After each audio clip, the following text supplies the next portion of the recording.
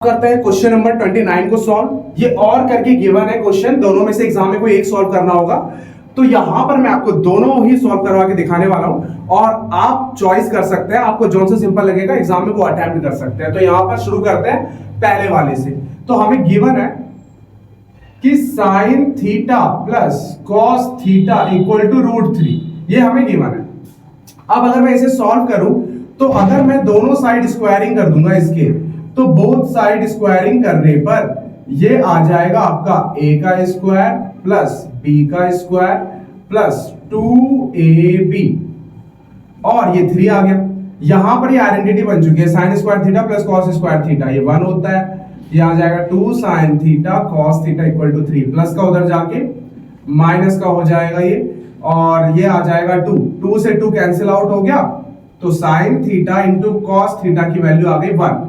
तो यहां पर हमारा जो है इसे सॉल्व करके 1 आ चुका है। अब उसे भी सॉल्व करते हैं, tan theta plus cot theta, इसको सॉल्व करते हैं। तो यहां पर अगर मैं इसे सॉल्व करूंगा तो ये आ जाएगा sin theta upon cos theta plus cos theta upon sin theta. अगर एलसीएम लेंगे तो पहले नीचे की मल्टीप्लाई देन क्रॉस मल्टीप्लाई, तो ये आ चुका है आपका ये sign square theta plus cos square theta 1 होता है।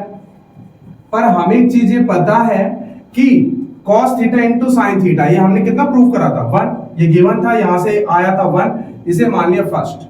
तो यहां पर लिख सकता हूं 1/1 इक्वल टू 1, किससे? From first. फर्स्ट का यूज करके मैंने ये दिखा दिया, यहां पे पुट कर देंगे 1 क्योंकि इसका प्रोडक्ट 1 है, 1/1 1 बन जाएगा। तो यहां पर हमने इसे भी 1 प्रूव कर दिया। अब आते हैं क्वेश्चन नंबर 2 में। ये एनसीईआरटी का ही क्वेश्चन है, तो ऐसा ही क्वेश्चन ठीक मैंने पहले भी सॉल्व करवाया हुआ है, पर ये यहां पे भी सॉल्व करवा के आपको दिखा देता हूं। तो यहां पर ये आपका गिवन है cos a minus sin a plus 1 upon cos a plus sin a minus 1, तो ये हमें गिवन है। अब अगर हमें इसे सॉल्व करना है तो सबसे पहले हम एक काम करने वाले हैं, इस पूरे पैटर्न को इसमें चेंज करना है, कॉसेक और कॉट में। तो हम इसे साइन से डिवाइड कर देते हैं। तो यहां पर अगर मैं डिवाइड कर दूंगा साइन से, तो अगर ऊपर सभी को साइन से डिवाइड करूंगा तो ये बन जाएगा, इसको साइन से डिवाइड करेंगे कॉट बन जाएगा, इसको साइन से डिवाइड करेंगे 1 बन जाएगा, इसको साइन से डिवाइड करेंगे तो 1/sin क्या होता है? कॉसेक। इनको भी साइन से डिवाइड कर देते हैं, हर एक को। हम न्यूमरेटर को और डिनोमिनेटर को दोनों को साइन से डिवाइड कर रहे हैं। रीजन क्या है? क्योंकि हमें कॉसेक और कॉट में बदलना है। तो ऊपर मैंने साइन से डिवाइड करा, cos upon sine cot, sine upon sine 1 upon sine को कॉसेक लिख सकते हैं। ऐसे नीचे करेंगे, ये हो जाएगा cot a, ये 1 और ये हो जाएगा cosec। रीजन लिख देता हूं, dividing numerator and denominator by किससे? साइन ए से, इसलिए ये आ चुका है। अब यहां पर अगर मैं, ये हमारा चल रहा है लेफ्ट हैंड साइड।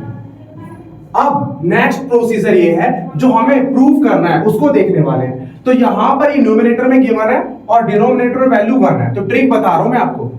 तो यहां पर जो हमें प्रूव करना है वो क्वांटिटी आपका न्यूमरेटर में है, नीचे 1 है। तो न्यूमरेटर में अगर गिवन है तो हम ऊपर वाले 1 पे आइडेंटिटी लगाएंगे। अगर यही क्वांटिटी नीचे होती तो हम नीचे वाले 1 पे आइडेंटिटी लगाते हैं। कौन सी आइडेंटिटी वो बताता हूं।